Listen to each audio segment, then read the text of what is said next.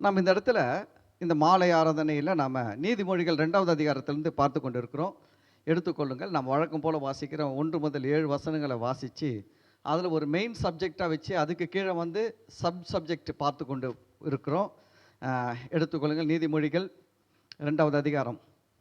என் மகனே, நீ உன் செவியை ஞானத்திற்கு சாய்த்து உன் இருதயத்தை புத்திக்கு அமைய பண்ணும் பொருட்டு நீ என் வார்த்தைகளை ஏற்றுக்கொண்டு என் கட்டளைகளை உன்னிடத்தில் பத்திரப்படுத்தி ஞானத்தை வா என்று கூப்பிட்டு புத்தியை சத்தமிட்டு அழைத்து அதை வெள்ளியைப் போல் நாடி புதையல்களை தேடுகிறது போல் தேடுவாயாகில் அப்பொழுது கர்த்தருக்கு பயப்படுதல் இன்னதென்று நீ உணர்ந்து தேவனை அறியும் அறிவை கண்டடைவாய். கர்த்தர் ஞானத்தை தருகிறார். அவர் வாயை நின்று அறிவும் புத்தியும் வரும். அவர் நீதிமான்களுக்கென்று மெய் ஞானத்தை வைத்திருக்கிறார். உத்தமமாய் நடக்கிறவர்களுக்கு அவர் கேடகமாய் இருக்கிறார். அல்லேலூயா. இந்த 7 வசனங்களில் 5வது வசனத்திலிருந்து நம்ம பார்த்து கொண்டிருக்கிறோம். 5வது வசனம் பார்த்தீங்கன்னா, அப்பொழுது கர்த்தருக்கு பயப்படுதல் இன்னதென்று நீ உணர்ந்து தேவனை அறியும் அறிவை கண்டடைவாய். ஒவ்வொரு கிறிஸ்தவர்களுக்கு 2 முக்கியம். ஒன்று உணர்வு. உணர்வுனா என்ன? அண்டர்ஸ்டாண்டிங். நம்ம வாழ்க்கையில் அதை பற்றி நான் பேசினேன். உணர்வுனா என்ன? அண்டர்ஸ்டாண்ட். நம்ம எதையெல்லாம் புரிந்து கொள்கிறோமோ அதிலெல்லாம் வெற்றி அடைவோம். நாம் எதையெல்லாம் புரிந்து கொள்ள தவறுகிறோமோ அதிலெல்லாம் தோல்வி அடைவோம். எக்ஸாம்பிளாக பார்த்தீங்கன்னா, ஒரு எக்ஸாம் வருது பிள்ளைக்கு. 5 சப்ஜெக்ட் வைக்கிறாங்க. அதாவது அந்த பையன் எந்த சப்ஜெக்டில் ஃபெயில் ஆவான் தெரியுங்களா? எந்த சப்ஜெக்ட் புரியலன்னு சொல்கிறானோ அந்த சப்ஜெக்டில் ஃபெயில் ஆகிடுவான். நல்லா புரிஞ்சிருக்கிற சப்ஜெக்டில் எப்படி இருப்பான்? மார்க்கு நல்ல ஹை மார்க் எடுப்பான். அப்படி தான் வாழ்க்கையில் நமக்கு எதெல்லாம் புரிந்து இருக்கிறதோ அதிலெல்லாம் நம்ம வெற்றி அடைவோம்.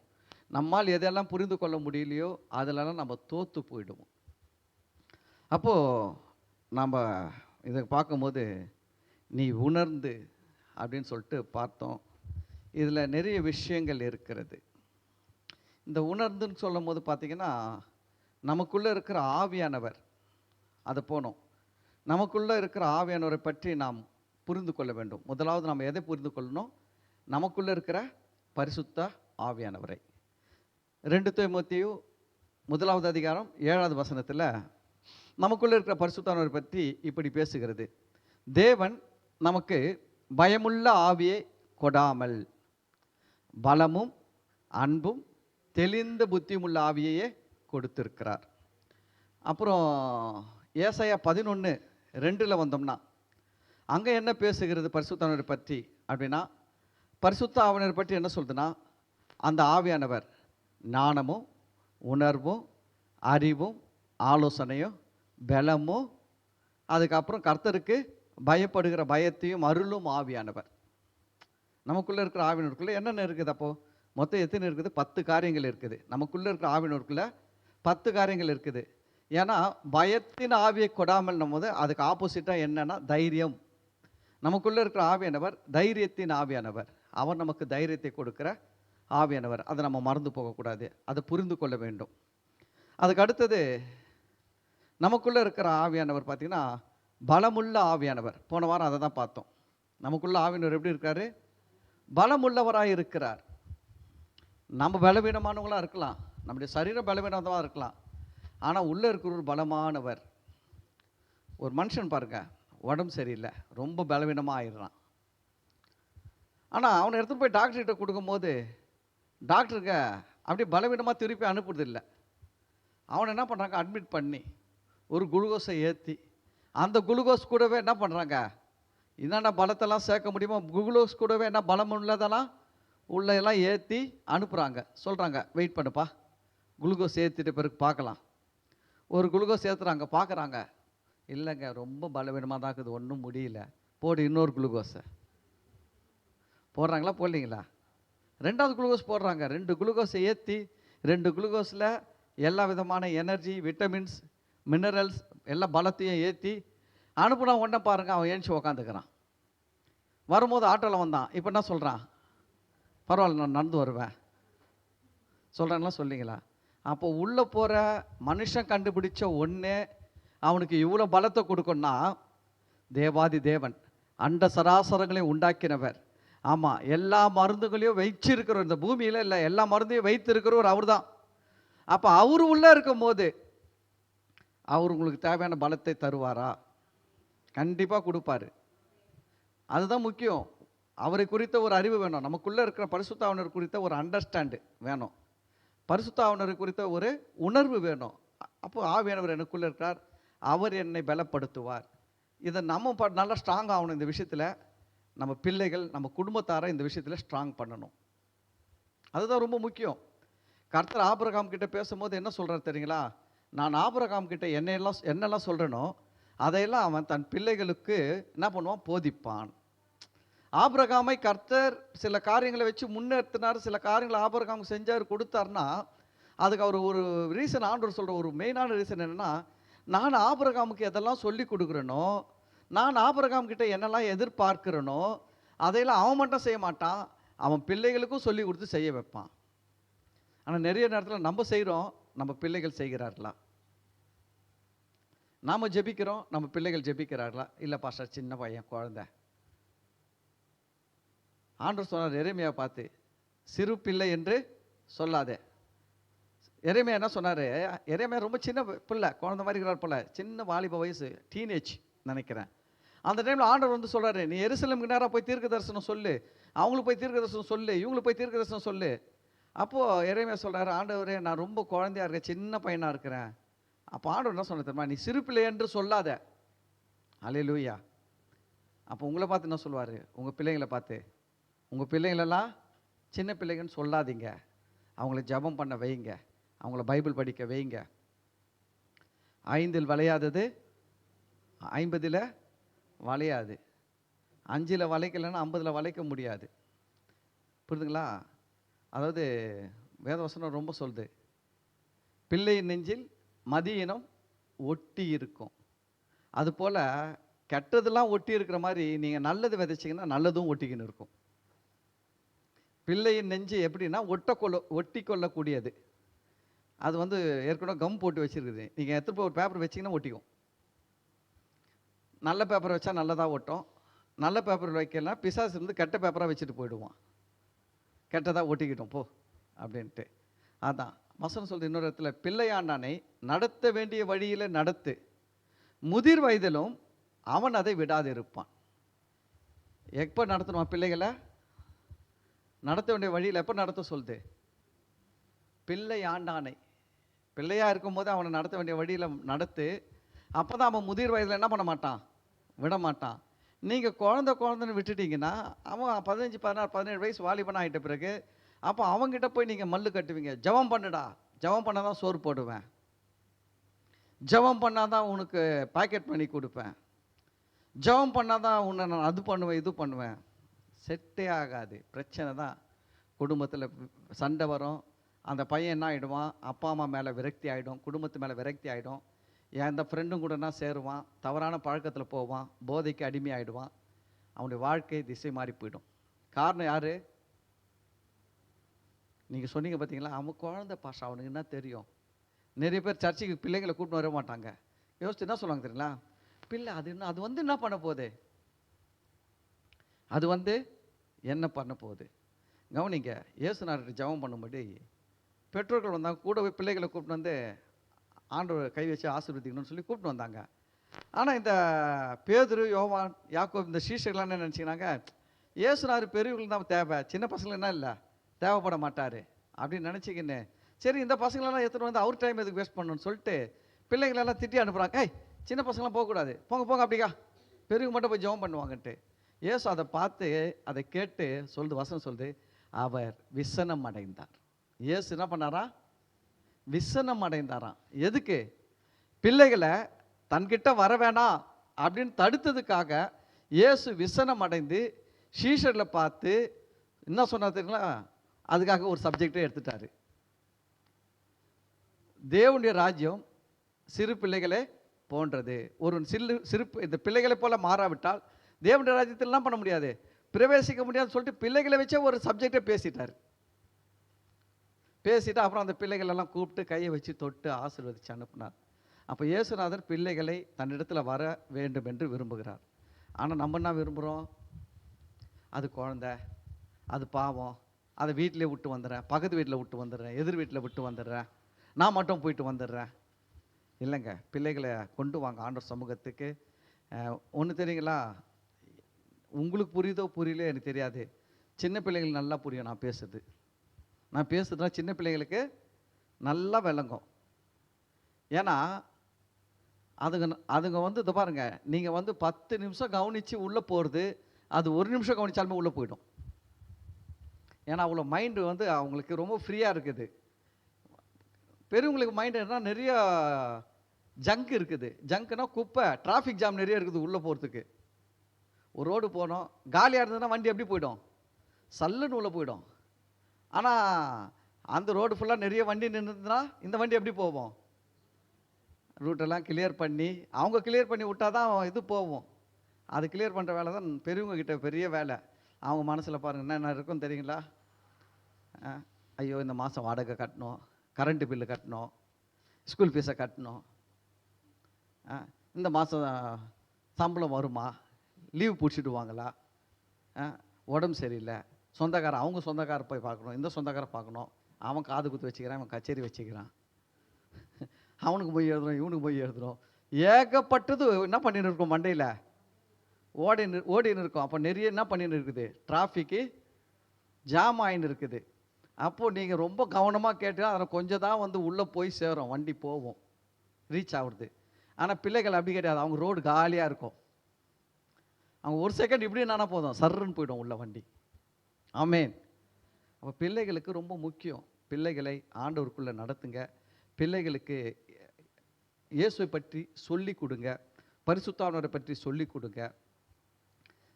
அதே போல் கிறிஸ்தவத்தை பற்றி சொல்லி கொடுங்க.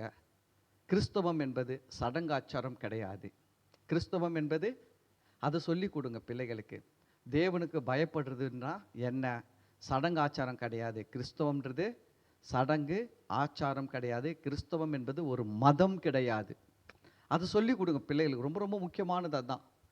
ஏன்னா இன்னைக்கு கிறிஸ்தவத்தையும் மற்ற மதங்களில் ஒரு மதம் மாதிரி தான் என்ன பண்ணுறாங்க, மக்கள் பார்க்க ஆரம்பிச்சிட்டாங்க. அது பாருங்கள், பிசாசு ரொம்ப தந்திரமாக வேலை பண்ணுறான். இயேசு தான் ரட்சகர், இயேசு தான் சிலுவையில் ஜீவனை கொடுத்தார், இயேசு தான் சிலுவையில் ரத்தம் சிந்தினார், இயேசு தான் 3ஆம் நாள் உயிர்த்தெழுந்தார், இயேசு மூலம்தான் ரட்சிப்பு மனுக்குலத்துக்கு. ஆனால் பிசாசு சைடில் என்ன பண்ணான், மரியாள்ன்ற ஒன்று எடுத்து வந்து உள்ளே நுழைச்சான். மரியாள்ன்ற ஒன்று உள்ளே நுழைச்சி எவ்வளோ ஜனங்கள் என்ன பண்ணிட்டான்னா தவறான வழியில் நடத்திட்டான். ஒன்றும் கிடையாதுங்க, ஒருத்தர் ஓடுறாருன்னு வச்சுக்கோங்களேன், ஓடுற தடுக்க முடியாது, ஆனால் கெடுக்க முடியும். எப்படின்னா அவர் தாம்பரத்துக்கு ஓடுற என்ன பண்ணிடலாம், நம்ம இந்த பக்கம் ஈஸியாக இருக்கா ஓட விட்டுடலாம். நேராக போ, ஒரு சிக்னல் லாஸ்ட்டில் சிக்னல் வரும், சிக்னலில் லெஃப்ட்டு திரும்பி நேராக போய் ரைட்டில் திரும்பு, அப்படியே ஓடின்னு தாம்பரம் வந்துடும் அப்படின்ட்டு அவர் எங்கே போயின்னு இருப்பார், ஈஸியாக பக்கம் போய் மகாபலிபுரமாக போயின்னு இருப்பார், ஓடின்னு இருப்பார். அந்த வழியை தான் பிசாசு பண்ணிட்டான். இயேசுவை ஏற்றுக்கினாங்க, இவங்களுக்குள்ள தாகம் இருக்கும், இவங்களுக்குள்ள வாஞ்சை இருக்கும், இயேசு மேலே ஒரு விருப்பம் இருக்கும், எல்லாமே இருக்கும். ஆனால் இதெல்லாம் என்ன பண்ணிட்டான்னா தடுக்க முடியாது, கெடுக்க முடியும். அதான் அவன் என்ன பண்ணிட்டான், சரி இயேசுவை கும்பிட்றானுக்கு எப்படி கெடுக்கலாம், சரி மாதாவை ஏற்றுன்னு வந்து வெய்யி அப்படின்னு மரியாதை ஏற்றுன்னு வந்து வச்சு மரியாள் மூலமாக கெடுக்க ஆரம்பிச்சிட்டான். இப்போ பாருங்கள், அந்த மரியாள் கும்பிட்றவங்கெல்லாம் பார்த்தீங்கன்னா என்ன பண்ணுறாங்கன்னா, நான் அதில் தான் இருந்து வந்திருக்கிறேன், கோயிலில் போய் உக்காருவோம், உக்காந்த உடனே அப்புறம் அந்த ஃபாதருக்கு ஒரு 6 பேர் சிஷ்யர்கள் இருப்பாங்க, சீஷர்கள். அந்த அவர் வரத்துக்கு முன்னாடி இந்த 3 பேர் இந்த 6 பேர் வந்து இந்த சைடு 3 பேர் நிற்பாங்க, இந்த சைடு 3 பேர் நிற்பாங்க. இந்த ஒருத்தர் அதில் ஒருத்தர் வந்து அந்த அவர் ஃபாதர் அப்பம் சாப்பிட்றது, ரசம் குடிக்கிறதெல்லாம் அதெல்லாம் ரெடி பண்ணின்னு இருப்பார். ஒருத்தர் துணி ரெடி பண்ணுவார், ஒருத்தர் சாம்பிராணி எடுத்துன்னு அங்கங்கெல்லாம் சாம்பிராணி போட்டுன்னு வருவார். அதெல்லாம் நாங்கள் பார்த்துன்னு இருப்போம் உட்காந்துக்குன்னு, ஒன்றும் பண்ண மாட்டார். அப்புறம் ஃபாதர் வருவார், இவங்கெல்லாம் பண்ணி முடிச்சது பார்த்ததுக்கு அவர் கொஞ்சம் செய்வார், அவர் கொஞ்சம் சாம்பிராணி எடுப்பார், இப்படிக்கா அப்புறம் 2 பக்கம் போடுவார், இந்த பக்கம் 2 போடுவார், இந்த பக்கம் 2 போடுவார், மக்கள் பக்கமாக ஒரு 4 போடுவார்.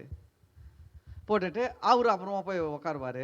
அப்புறம் பாட்டு, ஒரு சில பாட்டெலாம் பாடுவாங்க, பாட்டு பாடி முடிச்சு அப்புறம் பைபிள்லேருந்து ஒரு பகுதியை வாசிப்பார். அவ்வளோதான், முடிஞ்சிச்சு, வந்துடுவோம், ஒன்றுமே தெரியாது. இதுதான் மதம். மதம்ன்றது என்னென்னா அங்கே கடவுளை பற்றி புரிந்து கொள்கிற தன்மையே கிடையாது. கிறிஸ்துவம்னா என்ன, கிறிஸ்துனா என்ன, கிறிஸ்துனா அபிஷேகம் பண்ணப்பட்டவர்னு அர்த்தம். கிறிஸ்துனா என்ன, கிறிஸ்தவர் அப்படின்னா என்ன அர்த்தம், அபிஷேகம் பண்ணப்பட்டவர். அபிஷேகம் பண்ணப்பட்டவர்னா என்ன அர்த்தம்னா ஒரு வேலையை செய்யும்படியாக தெரிந்து கொள்ளப்பட்டவர். அபிஷேகம் பண்ணப்பட்டவர்னா என்ன அர்த்தம்னா ஒரு வேலையை நிறைவேற்றும்படி செய்து முடிக்கும்படி தெரிந்து கொள்ளப்பட்டவர்னு அர்த்தம். அப்போ நீங்கள் கிறிஸ்தவர்கள்னா என்ன அர்த்தம்னா நீங்கள் உங்களை குறித்து தேவன் சில திட்டங்கள் சில தீர்மானங்கள்லாம் வச்சிருக்கிறாரு, அதெல்லாம் செஞ்சு முடிக்கிறதுக்காக தேவன் உங்களை தெரிந்து கொண்டு இருக்கிறார். அதுதான் உண்மையான அர்த்தம். ஆனால் என்ன ஆச்சு, சடங்காச்சாரத்தில் போய் அப்படியே போய் போய் போய் போய் இன்னைக்கு பிள்ளைகளுக்கு பாருங்கள், அதெல்லாம் சொல்லி கொடுக்கணும். நம்ம பிள்ளைகளுக்கு சொல்லி கொடுக்கணும்.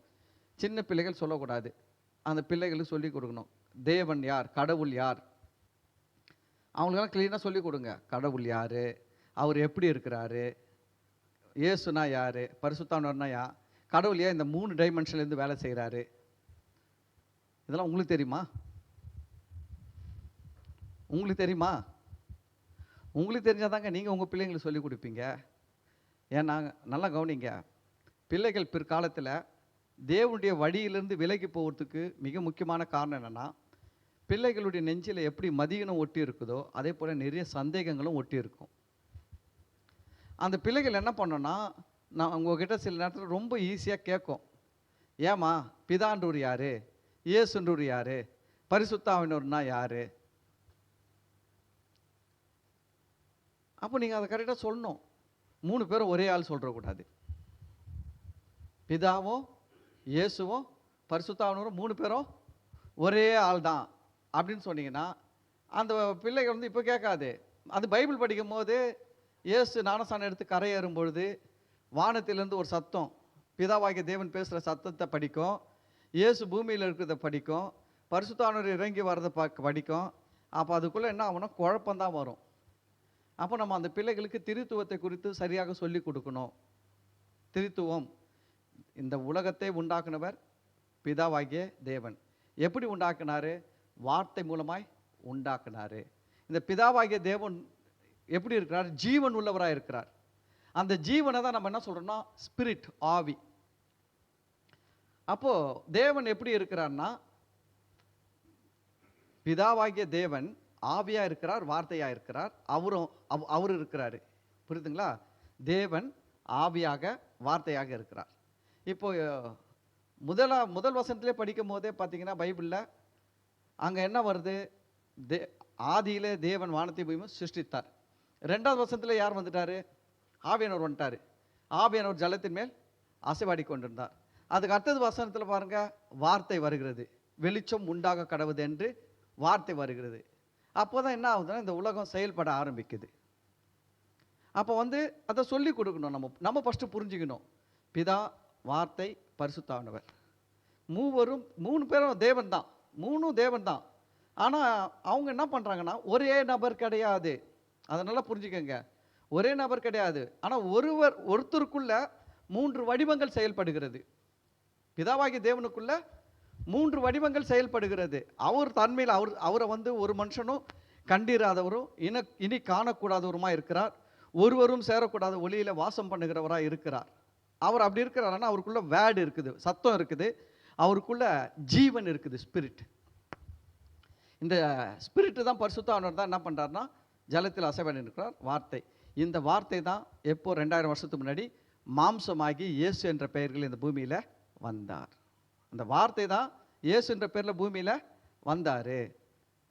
இந்த இயேசு போயிட்டு தான் என்ன பண்ணார்? இந்த பூமிக்கு பரிசுத்த ஆவியானவரை அனுப்புனார். அதனால் நல்லா ஞாபகம் வச்சுக்கோங்க, இயேசு நான் போகிறது நல்லது, நான் போவேனாகில் வேறொரு தேற்றரவாளனை அனுப்புவேன்னு சொன்னாரா சொல்லிங்களா? சொன்னார். இயேசு சொன்னார், எங்கே என் நாமத்தினாலே 2 பேராவது 3 பேராவது ஒன்று கூடுகிறார்களோ அங்கே அவர்கள் நடுவில் இருக்கிறேன். இப்போது நம்மளும் இந்த இடத்துல கொஞ்சம் கூட்டம் கூட்டியிருக்கிறோம், நம்மள மாதிரி நிறைய பேர் இந்த இடத்துல அங்கங்கே கூட்டம் கூட்டியிருக்கிறாங்க. அப்போ இயேசு தாம் சொன்ன வார்த்தையின்படி அங்கங்கே இருக்கிறாரா? இல்லை பரலோகத்தில் பிதாவின் வலது பாசத்தில் இருக்கிறாரா? இயேசு பிதாவின் வலது பாசத்தில் தான் இருக்கிறாரு. ஆனால் அங்கங்கே இருக்கிறது யாருன்னா பரிசுத்த ஆவியானவர். அவர் அதுக்கு தான் இயேசு சொன்னார், நான் போய் என்ன பண்ணுவேன்? வேறொரு தேற்றரவாளன். அப்படின்னா என்ன போல, என்ன மாதிரியே ஒருத்தர் என்ன பண்ணுறேன், நான் அனுப்புவேன். அதனால தான் அவர் என்ன சொல்றார், பரிசுத்தானவரை பற்றி தான் பேசுகிறாரு. நான் இருப்பேன்னா அதாவது இயேசு சொன்னார் பார்த்தீங்களா, பிலிப்பு கேட்குறாரு, ஆண்டவரே பிதாவை எங்களுக்கு காண்பியும். அப்போ டக்குன்னு இயேசு என்ன சொன்னார், பிலிப்பு நீ இவ்வளோ நாள் என் கூட இருந்து இதை அறியாமல் இருக்கிறாயா, என்னை கண்டவன் பிதாவை கண்டான். அப்படின்னா என்னன்னா, அப்போ எங்கள் இயேசு என்ன சொல்கிறாருன்னா, நானும் பிதாவும் பரிசுத்தாவினரும் 3 பேரும் வேற வேற நீ நினைக்கவே நினைக்காத, நாங்கள்லாம் ஒரே தான், ஒரே எண்ணம், ஒரே வல்லமை, ஒரே செயல். சிந்தனை ஒன்றா இருக்குது, வல்லமை ஒன்றா இருக்குது, செயல்கள் ஒன்றா இருக்குது. ஒருத்தருக்கு ஒருத்தர் கொஞ்சம் கூட என்ன எதிரும் புதிருமாக செய்ய மாட்டாங்க. பிதாவாகிய தேவன் என்ன நினைக்கிறாரோ அதை தான் குமாரனாகிய தேவன் நினைப்பார். குமாரனாகிய தேவன் என்ன நினைக்கிறாரோ அதை தான் பரிசுத்தாவியானவர் நினைப்பார். பிதாவாகிய தேவன் என்ன விரும்புவாரோ அதை தான் குமாரன் விரும்புவார். குமாரன் என்ன விரும்புகிறாரோ அதை தான் பரிசுத்தாவியானவர் விரும்புவார். இந்த 3 பேருடைய விருப்பங்கள் அதாவது வித்தியாசப்படாது, எல்லாமே ஒன்றா தான் இருக்கும். அதனால தான் அவர் சொல்கிறாரு, வேறொரு தேற்றரவாளனை அனுப்புவேன். அந்த வசனம் கொஞ்சம் போகலாம், ஏன்னா அதில் ஒரு முக்கியமான விஷயம் இருக்குது. நான் உங்களை அதுக்கு நேரம் கொண்டு போகிறேன். யோவான் 16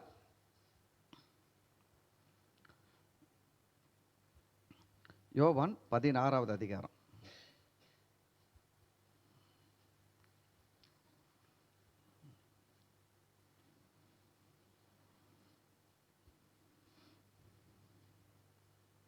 ஏழாவது வசனத்திலிருந்து படிக்கலாம் பாருங்க.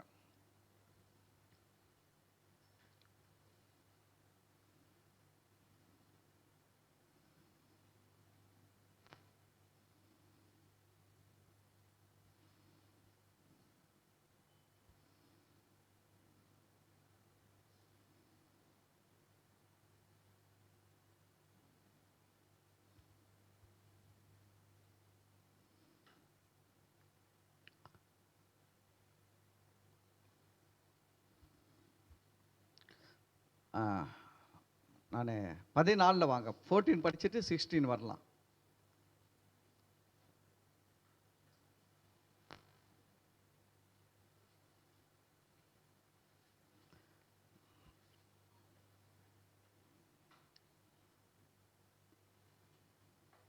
பதினாறாவது வசனம், 14, 16, 17 படிச்சுட்டு இன்னும் கொஞ்சம் கூட அதில் இருக்குது பாருங்க. நான் பிதாவை வேண்டிக் கொள்ளுவேன். இயேசு என்ன சொல்றாரு, பிதாவை வேண்டிக் கொள்ளுவேன், அப்பொழுது என்றென்றைக்கும், நல்லா கவனிக்கணும், என்றென்றைக்கும் உங்களுடனே கூட இருக்கும்படிக்கு சத்திய ஆவியாகிய வேறொரு தேற்றரவாளனை அவர் உங்களுக்கு அனுப்புவார். கவனிங்க, இந்த இடத்துல நல்லா நிதானமாக படிக்கணும். இயேசு சொல்கிறாரு, நான் உங்களை விட்டுட்டு போயிட போகிறேன். அது மேலே மேலே என்ன சொல்கிறாருன்னா, நீங்கள் துக்கமாக இருக்கக்கூடாதெல்லாம் பின்னாடி பேசுகிறாரு. அதுக்கு மேலே நான் போகிறது பற்றி பேசுகிறாரு. அதனால் சொல்கிறாரு, நான் பிதாவை வேண்டிக் கொள்வேன், அப்பொழுது என்றென்றைக்கும் உங்களுடனே கூட இருக்கும்படிக்கு சத்திய ஆவியாகிய வேறொரு தேற்றவாளனை அவர் உங்களுக்கு தந்தருள்வார். நல்லா கவனிங்க, இந்த இடத்துல நம்ம கவனிக்க வேண்டிய முக்கிய வசனம், என்றென்றைக்கும் உங்களுடனே கூட இருக்கும்படிக்கு. அப்போது இயேசு போய் அனுப்ப போகிறேன்னு சொன்ன பரிசுத்தானவர் எப்படிப்பட்டவர்னா, நம்ம கூட என்றென்றைக்கும் இருக்கக்கூடியவர். இதை நல்லா புரிஞ்சுக்கணும். ஏன் சொல்கிறேன்னா, நிறைய பேர் இதை புரியாமல் என்ன பேசிடுவாங்கன்னா, பழைய ஏற்பாட்டில் இருக்கிற சிம்சோனு, கிதியோனு, யெப்தா, இப்படி நிறைய பேரை எடுத்து பேசி என்ன பண்ணிடுவாங்கன்னா, இவங்க மேலெல்லாம் பரிசுத்தானவர் இறங்கி வந்தார், கிரியை செஞ்சார், அதை சிம்சோனை தான் மெயினாக எடுப்பாங்க. சிம்சோன் பாவம் செஞ்ச உடனே பரிசுத்தானவர் அவனை விட்டு விலகிட்டார், அவன் அறியாது இருந்தான். அதை வச்சு என்ன சொல்லுவாங்க, கிறிஸ்தவரில் பார்த்து, நீ தவறு செஞ்சிட்டினா, பாவம் செஞ்சிட்டினா பரிசுத்தானவர் உன்னை விட்டு விலகிடுவார். அது ஒரு தவறான உபதேசம், அது ஒரு தவறான உபதேசம். ஏன்னா வசனம் உங்களுக்கு அப்படி போட்டிருக்குதா, இப்படி போட்டிருக்குதா? இயேசு என்ன சொன்னார், நான் போய் ஒரு தேற்றரவாளனை அனுப்புவேன், நீ தப்பு பண்ணா பாவம் பண்ணா அவர் உன்னை விட்டு விலகிடுவார் அப்படின்னு இயேசு சொன்னாரா? அப்போது இதை சொல்கிறவங்க யார்? ஒரு மனுஷன். அவர் பாஸ்டராக இருக்கலாம், இல்லை பெரிய பாஸ்டா கூட இருக்கலாம், ஆனால் யாராக இருந்தாலும் மனுஷன்தான். இப்போ இயேசு சொன்ன வார்த்தை நமக்கு முக்கியமா, ஏதோ ஒரு மனுஷன் சொல்கிற வார்த்தை முக்கியமா? அதுதான் ரொம்ப முக்கியம். இன்றைக்கி வந்து சபைக்கு தேவையான ஒரு விஷயம் என்னன்னு கேட்டிங்கன்னா, நான் திரும்பவும் சொல்கிறேன், நான் பிரசங்கம் பண்ணுறது உங்களுக்கு வேத வசனத்தின்படி ஏற்றுக்கொள்ள கஷ்டமாக இருக்கிறது, தவறு போல தெரிஞ்சதுன்னா நீங்கள் அதை ஏற்றுக்கொள்ளக்கூடாது. நீங்கள் உங்கள் பைபிளை திறந்து நீங்கள் நான் சொன்னதெல்லாம் கரெக்டாக இருக்குதான்ட்டு ஒப்பிட்டு பார்த்து சரியாக இருந்தால் தான் ஏற்றுக்கொள்ளணும். பாஸ்டர் சொல்லிட்டாருன்னா கரெக்டாக இருக்கும், அவர் சர்ச்சில் ஒரு 100 பேர் வராங்க, அவர் இத்தனை வருஷம் ஊழியம் செய்கிறாரு, அவர் இத்தனை பைபிள் வசனம் மனப்பாடமாக சொல்கிறாரு, அவருக்கு எவ்வளோ விஷயம் பேசுகிறார் பைபிள்லேருந்து, இதெல்லாம் வச்சு ஏற்றுக்கவே கூடாதுங்க. ஒவ்வொரு கிறிஸ்தவங்களுக்கும் ஒரு ரொம்ப முக்கியமான ஒரு வேலை என்னென்னா, நீங்கள் கேட்குற வசனங்கள் பைபிளில் அப்படி தான் இருக்கிறதான்னு பார்க்கணும். ரெண்டாவது, எப்பவுமே நீங்கள் கேட்குற வசனத்தை பழைய ஏற்பாட்டில் இப்படி சொல்லியிருக்குது, இதே போல் தான் புதிய ஏற்பாட்டிலையும் சொல்லியிருக்குதா? எப்பவுமே நம்மளுடைய ஃபைனல் ஒப்பிட்டு பார்க்குறது, கடைசியாக முடிவாக ஒப்பிட்டு பார்க்க வேண்டிய இடம் எங்கன்னு கேட்டிங்கன்னா, புதிய ஏற்பாட்டில் சொல்லியிருக்குதான்னு தான் பார்க்கணும். புதிய ஏற்பாட்டில் சொல்லியிருக்குதா? பழைய ஏற்பாட்டில் சொல்லியிருக்குது, சிம்சோன் மேலே ஆவியானவர் இறங்கி வந்தார், அவன் தவறு செஞ்ச உடனே விலகிட்டார், இல்லைன்னு சொல்லலை, அது உண்மை தான், அது பழைய ஏற்பாடு. ஆனால் புதிய ஏற்பாட்டில் இயேசு சொல்கிறாரு, நான் போய் உங்களுக்காக என்ன பண்ணுவேன், பிதாவை வேண்டிக் கொள்ளுவேன், என்றென்றைக்கு உங்களோடு கூட இருக்கும்படிக்கு ஆவியானவர் கொடுப்பான்னு சொல்லியிருக்காரு. அப்போது பழைய ஏற்பாட்டில் சிம்சோன் வேற, நம்ம வேற. நல்லா கேட்டுங்க, சிம்சோனுக்கு இயேசு சொல்லலை. இயேசு சொன்னாரா சிம்சோனை பார்த்து, நான் போய் வேண்டிக் கொள்வோம்ப்பா, என்றென்றைக்கு இருக்கும்படி உனக்கு ஆவியானவர் அனுப்புன்னு சொல்லி சிம்சோன் மேலே இறங்கி வந்து, சிம்சோன் தவறு செய்யும்போது ஆவியானவர் விலகி இருந்தால் நம்ம மேலே இருந்தும் விலகிடுவார். ஆனால் இங்கே அப்படி இல்லை. இங்கே வந்து இயேசுவின் ரத்தம் சிந்தப்பட்ட பிறகு, இயேசுவின் ரத்தம் கழுவின பிறகு, இயேசுவின் ரத்தம் பரிசுத்தமாக்கப்பட்ட பிறகு, இயேசு போன பிறகு பரிசுத்த ஆவியானவர் அப்போஸ்தலர் 1வது அதிகாரத்தில் 8வது வசனத்தில் அவர் சொல்கிறாரு, இயேசு காத்திருங்கள் சொல்கிறாரு. 2வது அதிகாரம் 1 வசனத்தில் பரிசுத்த ஆவியானவருடைய ராஜ்யம், பரிசுத்த ஆவியானவர் தேவ ராஜ்யம் பலமாய் இறங்கி வருகிறது. அல்லேலூயா. 2வது வசனத்தில் இறங்கி வந்துச்சு அப்போஸ்தலரில். அப்போ அதுக்கு முன்னாடி சிம்சோன் காலத்தில் இருந்து ஆவியானவர் இருக்குது, அவர் வருவார் போவார், அப்படி தான் இருந்தார்.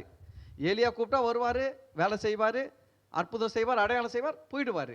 எலிசா கூப்பிட்டா வருவார், அற்புதம் செய்வார், அடையாளம் செய்வார், வல்லமையான காரியங்கள் செய்வார், போயிடுவார். ஆனால் புதிய ஏற்பாட்டில் அப்படி கிடையாது. உங்கள் கூட பரிசுத்த ஆவியானவர் இருக்கிறார். ஏன் உங்கள் கூட இருக்கிறார் தெரியுங்களா?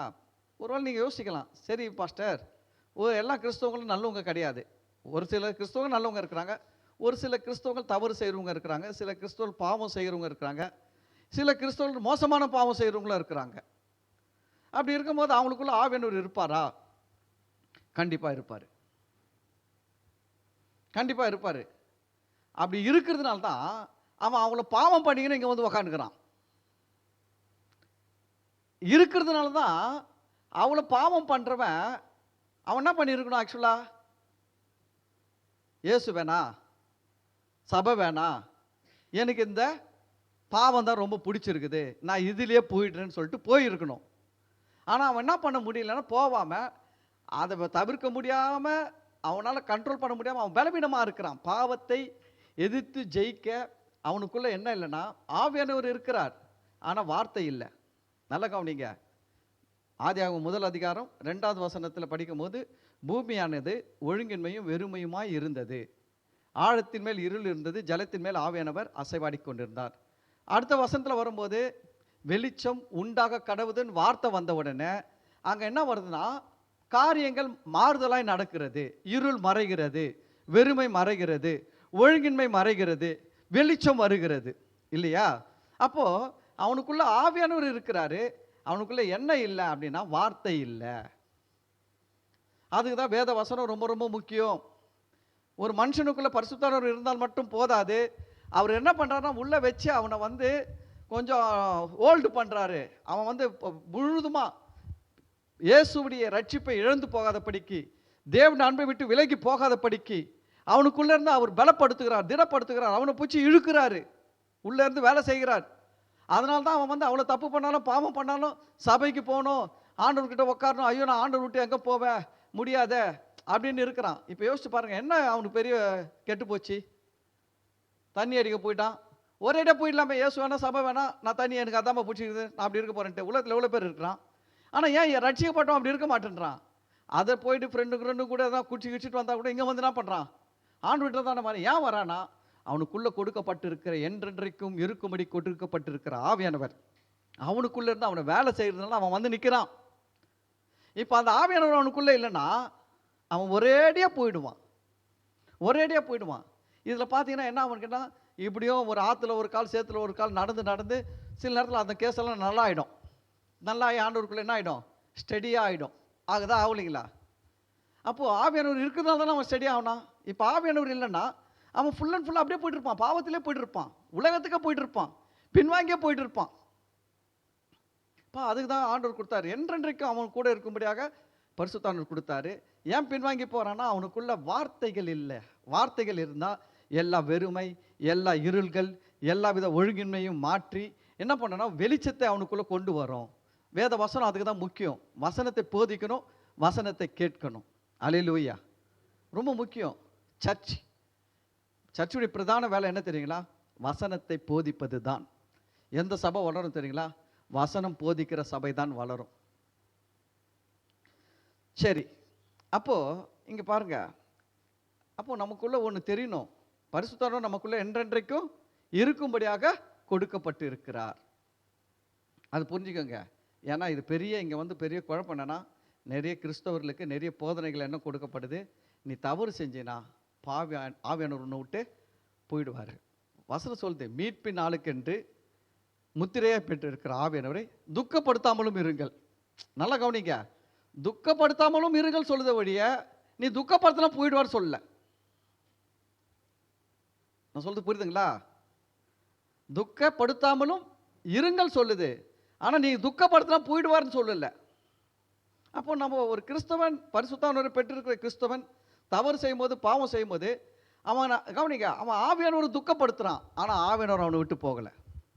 ஏன்னா ஆவியானவர் கொடுக்கும்போது இயேசு என்னென்ன சொல்லி அனுப்பியிருக்கிறாரு, என் புள்ள கூட தான் நீ இருக்கணும், அவனை ஒழுங்காக்கணும், அவனை விட்டுடக்கூடாது, உலகம் அவன் என் அன்பை விட்டு அவனை பிரிக்கும், அவனை என்கிட்ட இருந்து தூரப்படுத்த பார்க்கும், நீ அவனுக்குள்ளே இருந்து நீ என்ன பண்ணும், அவனை நல்லா நடத்தணும் அப்படின்றதுக்கு தான் கொடுத்துருக்காரு. அப்போ ஆவியானவர் நமக்குள்ளே இருந்து நம்மளை என்ன பண்ணுவார்னா நல்லா தான் நடத்துவார்.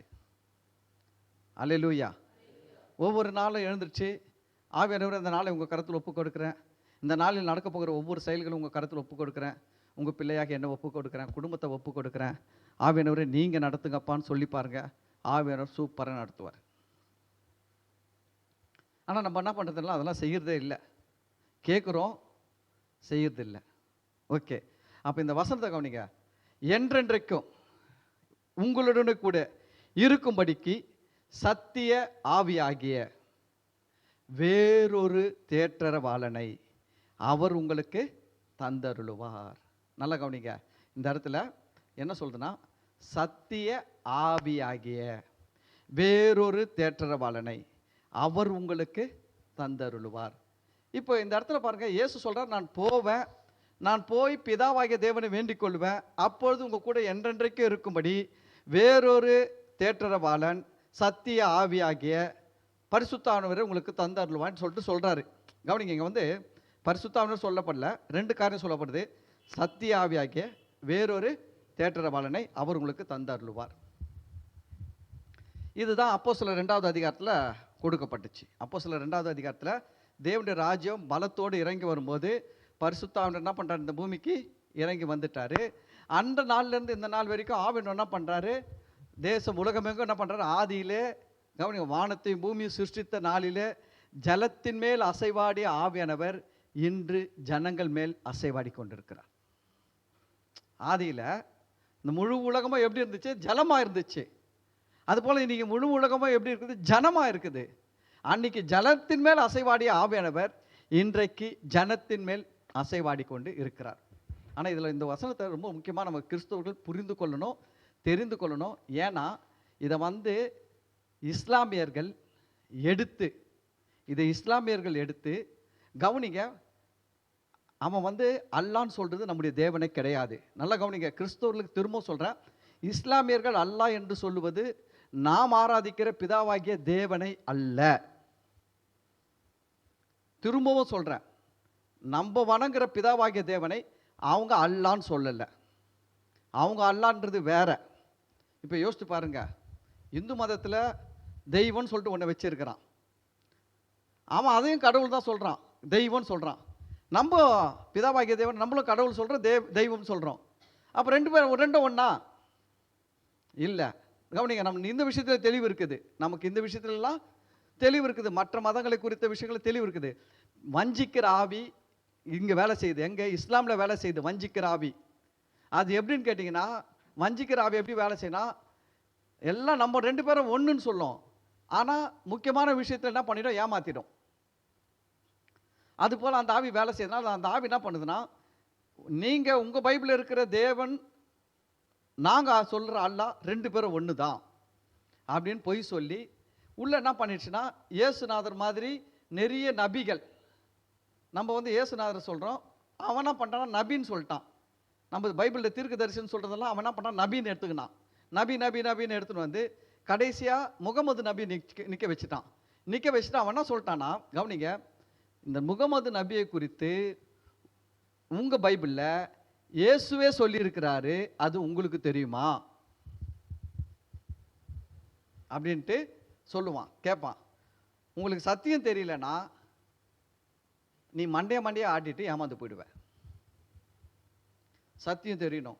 அவன் எந்த வசனத்தை எடுத்து கோட் பண்ணுறான் அப்படின்னா, இந்த வசனத்தை தான் எடுத்து கோட் பண்ணுறான். அவன் என்ன சொல்கிறான்னா, இஸ்லாமியர்கள் என்ன சொல்கிறாங்கன்னா, இந்த வசனத்தை தான் எடுத்து இயேசு என்ன சொன்னார், நான் பிதாவை வேண்டிக் கொள்ளுவேன் சொல்லிட்டு, அப்பொழுது அவர் என்ன பண்ணுவார், வேறொரு தேற்றரவாளனை அவர் உங்களுக்கு தந்தருள்வான்னு சொன்னார்ல. நான் பிதாவை வேண்டிக் கொள்ளும் போது வேறொரு தேற்றரவாளனை உங்களுக்கு தந்தருள்வான்னு இயேசு சொன்னார்ல, அந்த வேறொரு தேற்றரவாளன் தான் யாரு, நாங்கள் சொல்கிற கடைசி நபி முகமது நபி. இவரை பற்றி தான் இயேசு என்ன பண்ணியிருக்கிறாரு, சொல்லியிருக்கிறாரு.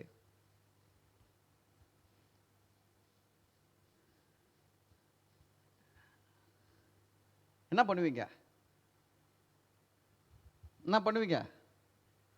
ரொம்ப சிம்பிள். அதுக்கு தான் பரிசுத்தாவினருடைய உதவி தேவை. அதே வசனத்தில் அவன் எடுக்கிற வசனத்திலேயே ரொம்ப தெளிவாக இருக்குது. என்றென்றைக்கும் இருப்பார்னு சொல்லுது. அந்த தேற்றரவாளன் என்றென்றைக்கும் இருப்பார் சொல்லுது. முகமது நபி என்னைக்கும் இது வரைக்கும் இருக்கிறாரா? இது வரைக்கும் இருக்கிறாரா முகமது நபி? செத்தாரா? கல்லறை மூடிடுச்சா? சாப்டர் க்ளோஸ் ஆயிடுச்சா?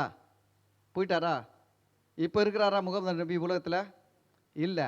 ஆனால் இங்கே இயேசு சொல்லும் போது அதே வசனத்தில் என்ன சொல்கிறாரு, என்றென்றைக்கும் உங்களோடு கூட இருப்பார் சொன்னாரா சொல்லீங்களா?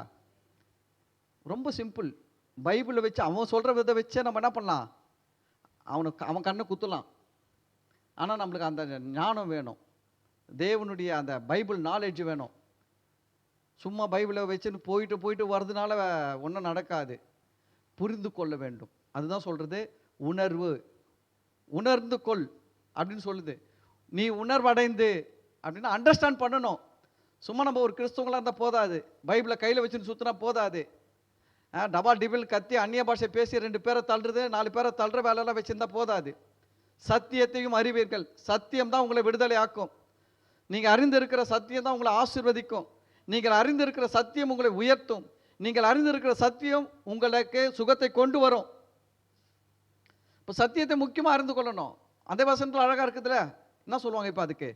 அந்த வசனம் நீ சொல்லுப்பா, நீ இந்த சொல்கிற, நான் எடுத்துக்கிறேன், நீ ரொம்ப பெரிய அறிவாளி தான், எங்கள் பைபிளில் இருந்து கூட என்ன பண்ணிட்டேன், ரெஃபரன்ஸே எடுத்துகிறேன். ஆனால் எங்கள் பைபிள் சொல்லுது, அந்த அனுப்ப போகிற அந்த தேற்றரவாளன் என்றென்றைக்கும் உங்கள் கூட இருப்பேன்னு சொன்னார். உங்கள் முகமது நபி இது வரைக்கும் இல்லையே, அவர் பிறந்தார் ஒரு 60 வயசோ 70 வயசில் செத்து மண்ணோட மண்ணாக மக்கி போயிட்டாரு. அப்போ இதுக்கு என்ன அர்த்தம்? அப்போ நீ பொய் சொல்கிறானா சொல்லியா? பொய் சொல்லியா? எவ்வளோ துணிகரம் பாருங்கள். இதுதான் சாத்தான், இதுதான் பிசாசு. பிசாசு என்ன பண்ணுவான்னா, நம்மக்கிட்ட நம்ம பைபிள்லேருந்து எடுத்து நம்மளையே ஏமாற்ற பார்ப்பான்.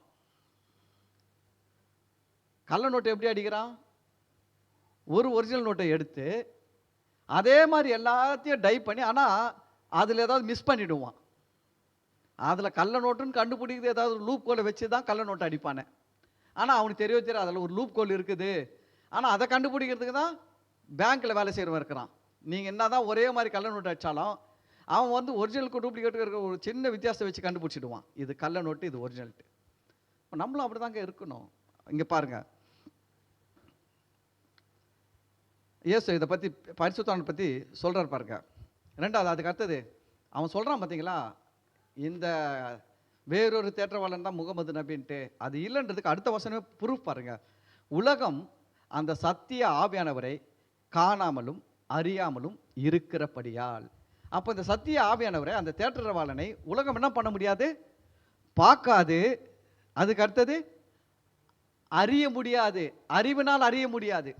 பரிசுத்த ஆவியானவரை பார்க்க முடியாது, அறிவினால் அறிய முடியாது. முகமது நபி அப்படியா? முகமது நபியை யாரும் பார்க்க முடியாது, யாரும் அறிய முடியாது. அப்படியா இருந்தார்? எல்லாரும் பார்த்தாங்க. அங்கே அவர் கதையெல்லாம் எல்லாருக்கும் தெரியும். இது வரைக்கும் ரொம்ப கதையெல்லாம் தெரியாமல் இருந்துச்சு. இப்போ ரொம்ப கதை நிறைய வெளியில் வருது, தெரியுங்களா? அவர் கதை ஸ்டோரியாக வருது. கதையெல்லாம் கேட்கும் போது நம்மளுக்கே மண்டை சுற்றுது, தலை சுற்றுது. ஐயோ, இவ்வளோ நாள் மறைச்சி வச்சுருந்தானுங்க, சரிங்களா? இன்றைக்கி எல்லாமே வெளியரங்கமாகிடுச்சு. எல்லாத்தையும் தேவன் வெளிப்படுத்தினே வரார். எல்லாம் வெளியரங்கமாக வாங்கிட்டு வருது. அப்போ பாருங்கள், அப்போ அவன் சொல்கிறது எவ்வளோ பொய் பாருங்க, எவ்வளோ பொய் சொல்கிறான், எவ்வளோ துணிகரமாக சொல்கிறான். எனக்கு அதுதான் கோபம். இப்போ நான் உங்களுக்கு சொல்கிறேன், நீங்கள் புரிஞ்சிச்சு. எத்தனை சர்ச்சில் இதை பேசுகிறாங்க, சொல்லி கொடுக்குறாங்க. நம்ம பாஸ்டர்கள் என்ன பண்ணுறது இல்லைன்னா இதை பற்றிலாம் அவங்களும் தெரிஞ்சுக்கிறது கிடையாது, தெரிஞ்சுக்கிற இடத்துக்கும் போகிறது கிடையாது, தெரிஞ்சுக்கிற கூடவும் ஐக்கியம் வச்சுக்கிறது கிடையாது. எங்கே பிரியாணி போகிறாங்களோ அவங்க கூட தான் ஐக்கியம் பாஸ்டர்களுக்கு.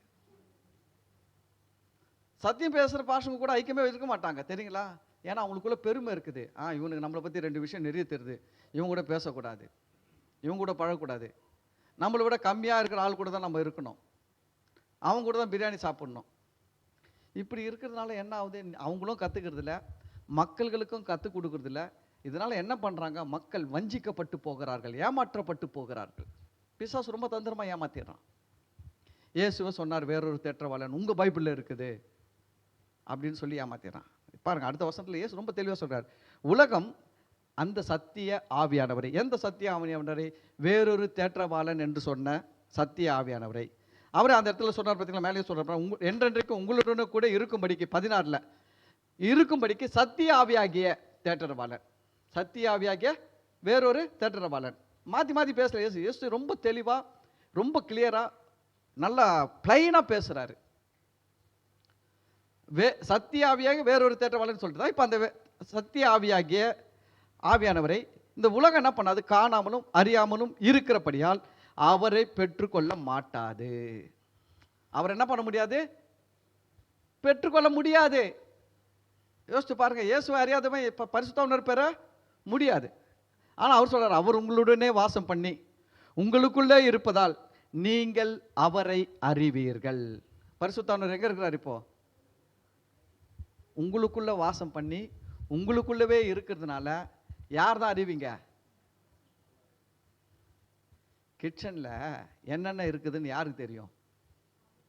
சமைக்கிறவங்களுக்கு தான் தெரியும். கிச்சன் பக்கமே போகாத அளவுக்கு தெரியாது. கரெக்டான? அதுபோல ஆவியானவர் இருக்கிறாரோ இல்லையாட்டி யாருக்கு தான் தெரியும்? யாருக்குள்ள இருக்கிறாரோ அவங்களுக்கெல்லாம் தெரியும். இப்போ உங்களுக்குள்ள இருக்கிறாரா இல்லையா? இந்த ஞாயிற்றுக்கிழமை காலையில் கேட்டிருக்கணும். நிறைய கை வந்தே இருக்காது, எல்லாம் பேர் முழிச்சிருக்கோம். உங்களுக்குள்ள தான் இருக்கிறாரு. உங்களுக்குள்ள இருக்கிறான்றது ஒரு அத்தாட்சியாக ஒரு வசனம் கொடுக்குறேன். 1 கொரிந்தியர் 12வது அதிகாரம். போயிட்டு வரலாம், இங்கே வாங்க வாங்க. 1 கொரிந்தியர் 12வது அதிகாரம்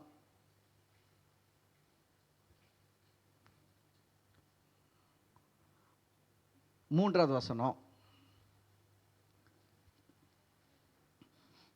1லேருந்து படிக்கலாம், 2-3 படிக்கலாம் பாருங்க. நீங்கள் அஞ்ஞானிகளாய் இருந்தபோது ஏவப்பட்டபடியே ஊமையான விக்கிரகங்களிடத்தில் மனதை செலுத்தினீர்கள் என்று உங்களுக்கு தெரியுமே. நீங்கள் அஞ்ஞானியாக இருந்த போதுனா என்ன அர்த்தம்? ரட்சிக்கப்படாமல் இருக்கும்பொழுது நீங்கள் எப்படி இருந்தீங்கன்னு சொல்கிறாரு. ஏவப்பட்டபடியே எதெல்லாம் தோணுச்சோ, எதெல்லாம் சாமின்னு கும்பிடணும்னு தோணுச்சோ அதையெல்லாம் என்ன பண்ணுமா? கும்பிட்டோம். அதை தான் சொல்லுது. ஏவப்பட்டபடியே ஊமையான விக்கிரகங்களிடத்தில். எப்படிப்பட்ட விக்கிரகமா? அது ஊமை பிசாசு. பேசவே பேசாது. சில ஆளுக்குள்ள உள்ள இருக்கும், வெளில வாடா கூட சத்தமே காட்டாது, கம்முன்னு இருக்கும். எனக்கு தெரியும், நான் சொல்கிறேன், நீ என் தெரியும் உள்ளகிறேன், போயிடு மரியாதையா, நீ பேசவே வேண்டாம், நீ கிளம்ப, நடைய கட்டு இயேசு நாமத்தில் போ வெளியில் அப்படின்னு தோட்டி விட்டுருவேன். ஏன்னா அது பேசவே பேசாது. நீ பேசுனா உன் தொண்டை தான் வத்து போயிடும். சில பேர் பாருங்கள், பிசாசுக்கிட்ட போயிட்டு அதுக்கிட்ட போயிட்டு பேட்டிலாம் எடுக்கிறது. பேசு பேசு பேசு, எங்கேருந்து வந்த, யார் செத்தா, எந்த பொம்பளை பாடியிலேருந்து வந்த, எந்த ஆம்பளை பாடியிலேருந்து வந்த, எந்த பிளாக்லேருந்து வந்த, அதுக்கிட்ட நீ பிசாசெல்லாம் பேச விட்டீங்கன்னு வச்சுங்க, அது கதை சொல்லி கதை கேட்குற ஆளை முட்டாளாக்கிட்டு போயிடும். கதை கேட்குற ஆளை என்ன ஆக்கிடும்? முட்டாளாக்கிடுங்க, பக்காவாக முட்டாளாக்கிடும்.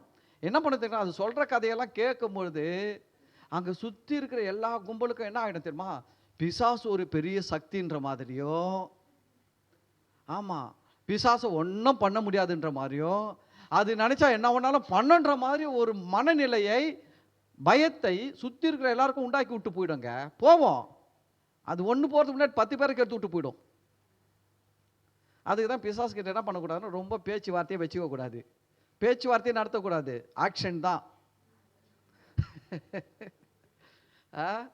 பேச்சுவார்த்தையே கிடையாது, ஒன்லி ஆக்ஷன். அப்படிதான் இருக்கணும். பிசாசுன்னு தெரிஞ்சிச்சா அடுத்தது என்ன? போவேலில இயேசுவின் நாமத்தில், அவ்வளோதான். பேச்சுவார்த்தையே கிடையாது, அப்படி இருக்கணும், தெரிஞ்சுக்கங்க. இப்போ அதை தான் சொல்லுது, நீங்கள் அஞ்ஞானிகளாக இருந்த போது ஏவப்பட்டபடியே ஊமையான விக்கிரகங்களிடத்தில் மனதை செலுத்தினீர்கள் என்று உங்களுக்கு தெரியுமே சொல்லிட்டு இப்போ சொல்றாரு, நீ ரட்சிக்கப்படுறதுக்கு முன்னாடி அப்படி இருந்த, இப்போ ஆதலால் அப்படி இருந்தபடியினால, ஆதலால் தேவனுடைய ஆவியினால பேசுகிற எவனோ இயேசுவை சபிக்கப்பட்டவன் என்று சொல்ல மாட்டான் என்றும். அப்போ ஒரு மனுஷனுக்குள்ள தேவனுடைய ஆவி இருந்தா அவன் இயேசு என்ன சொல்ல மாட்டானா? சபிக்கப்பட்டவர், இயேசு சிலுவையில் செத்துட்டார்னு சொல்ல மாட்டான். இஸ்லாமியர்கள் என்ன சொல்றாங்க? இயேசு சிலுவையில் செத்துட்டார். சிலுவையில் செத்துட்டார்னா சபிக்கப்பட்டவர்னு அர்த்தம். அதாவது இயேசு சபிக்கப்பட்டவர்னா அவர் செஞ்ச பாவத்துக்காக தண்டனை வரல. நல்லா கவனிங்க, அவர் செஞ்ச பாவத்துக்காக, தவறுக்காக தண்டனை வரல, நம்முடைய சாபத்துக்காக, நம்முடைய பாவத்துக்காக தான் மரித்தார். ஆனால் அவன் என்ன சொல்லுவான்னா, அவர் செஞ்சதுக்கு அவர் செத்தார். அவர் ஒன்றும் சுமக்கலை பாவத்தை, அவர் ஒன்றும் என்ன பண்ணல, சரி நமக்காக ஜீவனை கொடுக்கல, அவர் தப்பு பண்ணார், அவர் பிடிச்சி அடிச்சிட்டாங்க அப்படின்வான். அப்போ அது மாதிரி பேசுகிற ஆவியெல்லாம் என்ன ஆவினா அது பரிசுத்த ஆவியே கிடையாது. பரிசுத்த ஆவி ஒருத்தனுக்குள்ள இருந்தால் அவன் இயேசுவை மகிமைப்படுத்துவான், சபிக்கப்பட்டவன் என்று சொல்ல மாட்டான். சரி, அதுக்கு அடுத்தது இன்னொன்று கொடுக்குற, ஒருத்தனுக்குள்ள பரிசுத்த ஆவி இருந்தால் அவன் என்ன பண்ணுவான்னா, பரிசுத்த ஆவியினாலே அன்றி இயேசுவை கர்த்தர் என்று ஒருவனும் சொல்லக்கூடாது, சொல்ல முடியாது என்று உங்களுக்கு தெரிவிக்கிறேன். அப்போது இயேசுவை ஆண்டவர், இயேசுவை ரட்சகர், இயேசுவை கர்த்தர் சொல்கிறான்னா, அப்போ அவனுக்குள்ள என்ன இருந்தால் தான் சொல்ல முடியும்னா, பரிசுத்தாவினர் உள்ள இருந்தால் தான் அவனால் அப்படி சொல்லவே முடியும். இயேசுவை ஆண்டவர்னு சொல்கிறீங்களா? நீங்கள் இயேசுவை கர்த்தர் சொல்கிறீங்களா? அப்போ உங்களுக்குள்ள யார் இருக்கிறாரு? பரிசுத்தாவினர் இருந்தால் தான் அதை சொல்ல முடியும். இல்லைன்னா நீங்கள் என்ன பண்ணியிருப்பீங்க? ஊமையான விக்கிரகங்களிடத்தில் மனதை செலுத்தி கொண்டு வந்திருப்பீங்க. அதுலேருந்து விடுதலையாகி வந்திருக்கிறீங்கன்னா என்ன அர்த்தம்னா, உங்களுக்குள்ள பரிசுத்தவர் வந்துட்டார். இப்போ நம்ம பழையபடி நம்ம எடுத்து போவோம், யோவான் 16க்கு போவோம். யோவான் 16ல் இப்போ அங்கே பாருங்க, அங்கே அதை தான் சொல்கிறாரு. என்ன சொல்கிறாருன்னா,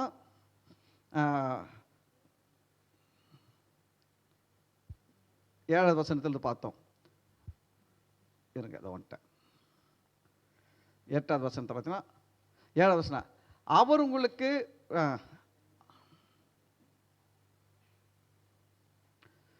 14 ஆமாம் சாரி 14 14 7 14ல் 16 படித்தோம்ல, 14 16 படித்தோம். 17 உலகம் அந்த சத்திய ஆவியானவரை காணாமலும் அறியாமலும் இருக்கிறபடியால் அவரை பெற்றுக்கொள்ள மாட்டாது. அவர் உங்களுடனே வாசம் பண்ணி உங்களுக்குள்ளே இருப்பதால் நீங்கள் அவரை அறிவீர்கள். இப்போ பரிசுத்தானவர் எங்கே தான் இருக்கிறாரு?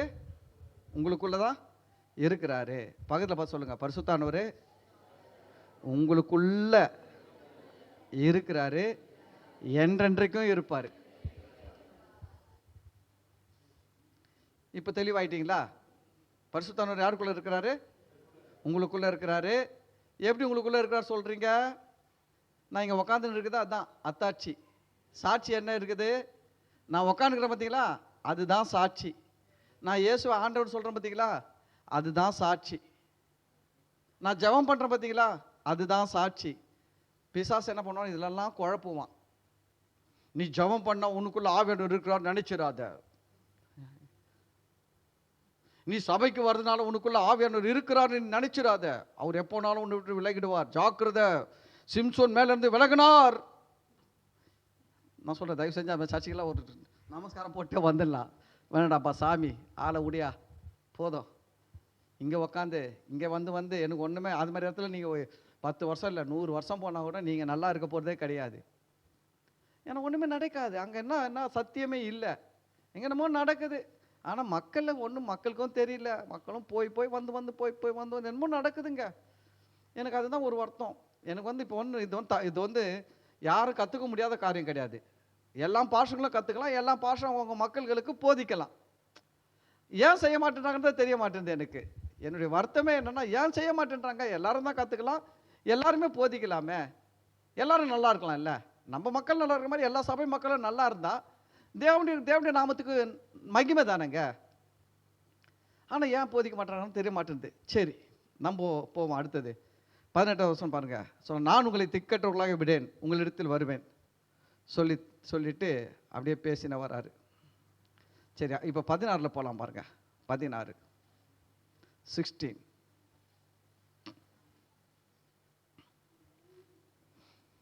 7வது வசனம் 8வது வசனம் 9வது வசனம் பாருங்க.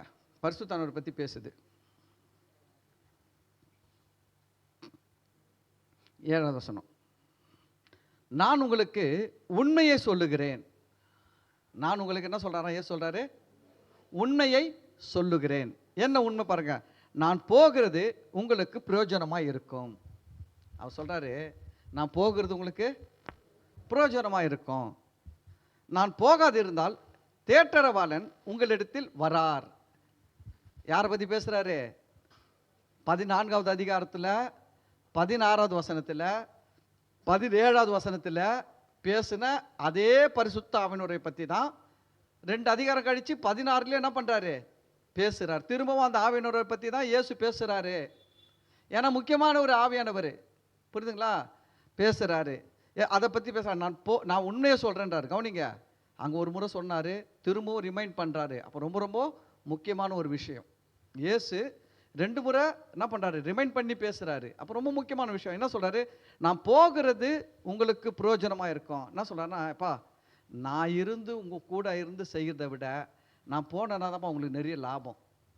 ஏன்னா இயேசு இருந்தார்னா, கவனிங்க, அவர் மாம்சத்தில் இருக்கிற எல்லா இடத்துல மட்டும்தான் வேலை செய்ய முடியும். ஆனால் பரிசுத்தானவர் வந்தார்னா ஒவ்வொருத்தருக்குள்ளே வந்து ஒவ்வொருத்தருக்குள்ளே இருந்து வேலை செய்வார். பாருங்க, இந்தியாவிலையும் ஆவியானவர் வேலை செய்கிறாரு, இலங்கையிலையும் வேலை செய்கிறாரு, அமெரிக்காலையும் வேலை செய்கிறாரு ஆவியானவர், ஆப்பிரிக்காவிலையும் வேலை செய்கிறாரு. இல்லை? ஆமாம். பிரிட்டனில் வேலை செய்கிறாரு, இங்கிலாண்டில் வேலை செய்கிறாரு, ரஷ்யாவில் வேலை செய்கிறாரு, சைனாவில் வேலை செய்கிறாரு ஆவியானவர். எல்லா இடத்துலையும் ஆவியானவர் வேலை செய்கிறாரு. இப்போ இயேசு இருந்தால் என்ன பண்ணியிருப்பாரு? அவர் எங்கெங்கே போகிறாரோ அங்கங்கே தான் வேலை செய்வார். அதுதான் சொல்கிறாரு, நான் போகிறது உங்களுக்கு பிரயோஜனமாக இருக்கும். நான் போகாது இருந்தால் தேற்றரவாளன் உங்களிடத்தில் வராருன்னா வரமாட்டாரு. நான் போகலன்னா பரலோகத்துக்கு பரிசுத்தர் என்ன பண்ண மாட்டாரு, வரமாட்டார். தான் டேர்ம்ஸ் அண்ட் கண்டிஷன்ஸ். நான் போவேனாகில் அவர் உங்களிடத்தில் என்ன பண்ணுவேன், அனுப்புவேன். ஏற்கனவே சொன்னார், நான் பிதாவை வேண்டிக் கொள்ளுவேன். இப்போ சொல்றாரு, நான் போனா அனுப்பிடுவேன் அவரை. நான் இங்கேருந்து போனேன்னா அனுப்பிடுவேன். அப்போஸ்தலர் 1வது அதிகாரத்தில் நீங்கள் படிக்கும்பொழுது பாருங்க, இயேசு போயிட்டு அடுத்த பார்த்தீங்கன்னா இயேசு உயிர் தெழுந்து போயிட்டார். போயிட்டு 10வது நாளில் பரிசுத்தானவர் வந்துடுவார். இயேசு போய் 10 நாளில் யார் வந்துட்டார், பரிசுத்தானவர் வந்துட்டாருங்க. இயேசு உயிர் தெழுந்த இயேசு 40 நாள் என்ன பண்ணார்னா ஜனங்களுக்கு தரிசனம் கொடுத்து எல்லா காரியங்களும் பேசினார். உயிர் தெழுந்த காரியங்களெல்லாம் அப்போஸ்தலர்களுக்கு பேசினார். அவங்களோட நிறைய காரியங்கள்லாம் செஞ்சார். அவங்கள திடப்படுத்தினார், அவங்கள உற்சாகப்படுத்த எல்லாம் பண்ணார். அவர் 40வது நாள் இயேசு பரலோகத்துக்கு போனார். 50வது நாள் யார் வந்துட்டார், ஒரே வாரத்தில் 10 நாள் ஆவியானவர் இறங்கி வந்துட்டார். இவர் தாங்க தேற்றரவாளர். சொல்கிறாங்க, நான் போவேனாகில் அவர் உங்களிடத்திற்கு அனுப்புவேன். கவனி இப்போ ரொம்ப முக்கியம். அவர் வந்து யாரு, ஹலோ நல்ல தைரியமா சொல்லுங்க, பரிசுத்த ஆவியானவர். வாயை திறந்து சொல்லுங்க, பரிசுத்த ஆவியானவர். இப்போ அதை தான் சொல்றேன். பரிசுத்த ஆவியானவர் வந்து பாவத்தை குறித்தும் நீதியை குறித்தும் நியாய தீர்ப்பை குறித்தும் உலகத்தை கண்டித்து உணர்த்துவார். இப்போ என்ன தெரியுங்களா, இங்கே தப்பு நடக்குது. சர்ச்சில் வாரம் வாரம் வந்து பாவம் செய்கிறவங்களுக்கு தான் பிரசங்கம். யாருக்கு தான் பிரசங்கம் நடக்குது, வாரம் வாரம் சபைகளில் என்ன நடக்குது, பாவம் செய்கிறவங்களுக்கு தான் பிரசங்கம். என்ன, மூக்கு பொடி போடுற நீ பரலோகம் போக மாட்ட,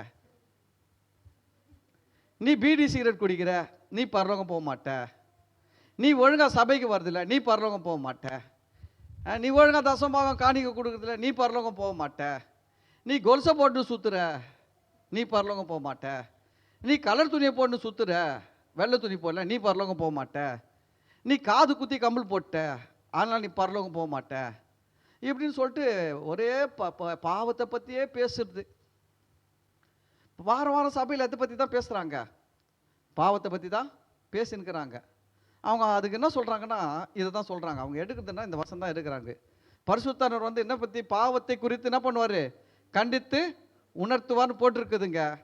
பரிசுத்தானவர் என்ன பண்ணுவார், பாவத்தை குறித்து கண்டித்து உணர்த்துவார் போட்டிருக்குதுங்க அப்படின்னு சொல்லிட்டு சொல்கிறாங்க. அதை வச்சு தான் என்ன பண்ணுறாங்க, நிறைய ஊழியக்காரங்க சர்ச்சில் வந்து ஜனங்களை பார்த்து பாவி, நீ பாவம் செய்கிற, நீ ஒழுங்கு இல்லை, அது இல்லை, இதில் பயங்கரமாக தட்டி பிரசங்கம், பயங்கர திட்டி பிரசங்கம். ஏன்னா அவங்க என்ன சொல்கிறாங்கன்னா, பரிசுத்தானவர் வந்தாலுமே எதை பற்றி தான் பேசுவேன்னு சொல்லிக்கிறாரு இயேசு. பாவத்தை குறித்தும் நீதியை குறித்தும் நியாய தீர்ப்பை குறித்தும் 2ஆம் வருகை பற்றி பேசின்னு இருப்பாங்க. நியாய தீர்ப்பு 2ஆம் வருகை பற்றி பேசுவோம். ஜனங்களுக்கு ஒரே பயம் தான், அள்ளு இருக்காது. இது இவங்க என்ன சொல்கிறாங்கன்னா, பரிசுத்தானவர் வந்து கவனிங்க, சின்ன சின்ன விஷயங்கள் கவனிக்க வேண்டிய விஷயங்கள் இருக்குது. அந்த வசனத்தை திரும்ப படிப்போம். திரும்ப அந்த வசனத்தில் போகும்போது பாருங்க, அவர் வந்து யார், பரிசுத்தானவர் வந்து பாவத்தை குறித்து 3 காரியம் செய்வாராம். பாவத்தை குறித்து, நீதியை குறித்து, நியாய தீர்ப்பை குறித்து கவனிக்க பேசுவார். ஆனால் இதை பற்றி யார்கிட்ட பேசுவார்னா, உலகத்தை கண்டித்து உணர்த்துவார். எதை கண்டித்து உணர்த்துவாரா, உலகத்தை கண்டித்து உணர்த்துவார்னா, நீங்க உலகம் கிடையாது, நீங்க தேவனுடைய பிள்ளை. நீங்க யாரு, தேவனுடைய பிள்ளையா, நீங்க உலகமா, நீங்க உலகத்தாரா தேவனுடைய பிள்ளையா? அப்ப பரிசுத்தானவர் வந்து பாவத்தை குறித்து கண்டித்து உணர்த்துவது, நீதியை குறித்து பேசுவது, நியாய தீர்ப்பை குறித்து பற்றி பேசுவது எங்க நடக்குதுன்னா உலகத்தில். அப்ப நம்ம என்ன பண்ணிட்டோம், அதை சர்ச்சில் நுழைச்சிட்டோம். இந்த வசனத்தை என்ன பண்ண, தப்பா புரிந்து கொண்டாங்க. தப்பா புரிஞ்சுக்கின்னு இன்னி வரைக்கும் தப்பா புரிஞ்சுக்கின்னு இதே தப்பா பேசுற ஆட்கள் இன்னைக்கும் இருக்கிறாங்க. பரிசுத்தானவர் பாவத்தை கண்டித்து உணர்த்துவார். பைபிளை படிக்கல நீ, படிக்கலாம் வாங்க. அதுக்கு ஆதாரம் இன்னும் கூட பாருங்க. அடுத்த வசனம் 9வது வசனம், அவர்கள் என்னை விசுவாசியாத படியினாலே பாவத்தை குறித்து. யார் விசுவாசியாத படியினால, உலகத்தார் இயேசுவை விசுவாசியாத படியினாலே, இயேசுவை விசுவாசிக்காதது தான் பாவம். ஹலோ, மூக்கு பொடி போடுற பாவம்லாம் சின்ன கொசு பாவம். ஒட்டக மாதிரி பாவம் எது தெரியுமா, இயேசுவை விசுவாசிக்காதது தான். அதுதான் சொன்னாரு, மாயக்காரர் ஆகிய பரிசேயரே வேத பாரகரே உங்களுக்கு ஐயோ, கொசுவை வடிகட்டி ஒட்டகத்தை விழுகுகிறவர்களா இருக்கிறீர்கள். எதை வடிகட்டிடுவாடா? கொசுவை வடிகட்டுவாடா. ஆனா எதை போட்டு முழுகிறாடா? ஒட்டகத்தையே போட்டு முழுகிறாடா. அப்பவே சொல்லிட்டாருங்க ஆண்டவர் சூப்பரா பாருங்க.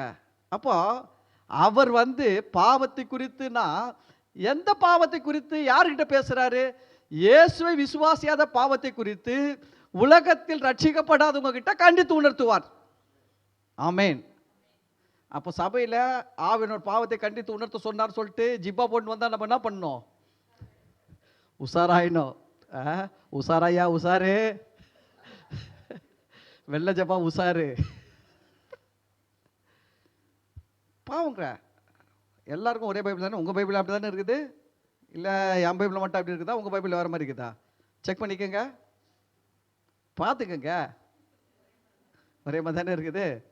அப்புறம் இல்லை பாஸ்டர் அவரு ஒரு மாதிரி பேசினார், அவர் வேறு மாதிரி பேசியிருக்கிறாரு. வேறு மாதிரிலாம் பேசலை, இருக்கிற மாதிரி பேசுகிறேன். ஆனால் நீங்கள் இது வரைக்கும் கேட்டு தான் வேறு மாதிரி கேட்டு இருக்கிறீங்க. சரி, அடுத்தது பாருங்க. நீங்கள் இனி என்னை காணாதபடிக்கு நான் என் பிதாவினிடத்துக்கு போகிறபடினால நீதியை குறித்து யார்கிட்ட பேசுவாரா? நம்ம கிட்ட என்ன பேசுவாரா? நீதியை குறித்து பேசுவார். என்ன நீதி தெரியுங்களா? உன் சுய நீதியில நீ வாழ முடியாதுப்பா, உனக்காக இயேசு கிறிஸ்து அவருடைய நீதியை கொடுத்திருக்கிறாரு. அந்த நீதியை வச்சு தான் நீ ரட்சிக்கப்பட முடியும். அந்த நீதியின் அடிப்படையில் தான் நீ நல்லா இருக்க முடியும் அப்படின்னு இயேசுவின் நீதியை குறித்து என்ன பண்ணுவாரா? நமக்கு பேசுவார். அப்போ சபை எதை தான் பேசணும்? இயேசுடைய நீதியை தாங்க பேசணும். அதுக்கு அடுத்தது பாருங்க. இந்த உலகத்தின் அதிபதி நியாயம் தீர்க்கப்பட்டதினால நியாய தீர்ப்பை குறித்தும் கண்டித்து உணர்த்துவார். இந்த உலகத்தின் அதிபதி என்ன பண்ணப்பட்டானா? இந்த உலகத்தின் அதிபதி யாரு? பிசாசு தான், சாத்தான் தான். இயேசு சொன்னார், இது உலகத்தின் அதிபதி என்னிடத்தில் வருகிறான், அவனுக்கு என்னிடத்தில் ஒன்றும் இல்லை சொன்னாரா? சொல்லிங்களா? அப்போ உலகத்தின் அதிபதி சாத்தான். அப்போ சாத்தான் நியாய தீர்க்கப்பட்டான் அப்படின்றத நியாய தீர்ப்பை குறித்தும் கண்டித்து உணர்த்துவார். யாருக்கு? அவனை நம்பின்னு இருக்கிறாங்க பாருங்க, சாத்தானை நம்பின்னு வணங்கின்னு இருக்கிறாங்க பாருங்க, அவங்களுக்கு நியாய தீர்ப்பை குறித்து பேசுவாராம் ஆவியானவர். நீ இப்படியே போயின்னா சீக்கிரமாக நரகத்தில் போய் சேருவேன், மரியாதையாக இயேசுகிட்ட வா. அதனால் நிறைய பேர் அடிச்சு புடிச்சுன்னு இங்கே சேர்ந்துருக்குறாங்க. ஏன்னா ஆவியானவர் செயல்படுறார். நம்ம சொல்லி ஒன்றும் மாற்ற முடியாதுங்க. நீ சொல்லி பாருங்க, நரகம் படம் போட்டு பாரு, பார்த்துட்டு அழுத்துட்டு வீட்டுக்கு போயிட்டு மணி ஆட்டின்னு இருப்பான் டிக்கி டிக்கி டிக்கி. உன்னால ஒன்றும் பண்ண முடியாது. நம்ம நினைக்கிறோம் நம்ம டாக்ஸை கொடுத்து படம் போட்டு காத்தி நாடகம் நடிச்சு இவனெல்லாம் மாற்றிடலாம். முடியவே முடியாது. அதுதான் ஒவ்வொரு கிறிஸ்தவர்களும் ஆவியானுடைய செயல்பாடுகளுக்காக ஜெபிக்கணும். உங்கள் பகுதியில் ஆவியானுடைய செயல்பாடுகள் உண்டாகணும்னு ஜெபிக்கணும்.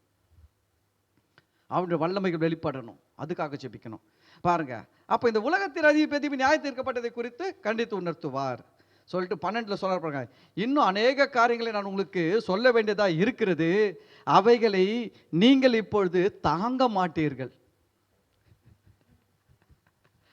நானும் சொல்ல வேண்டியது இருக்குது, நீங்களும் தாங்க மாட்டீங்க, டைமும் தாங்காது. அல்லேலூயா.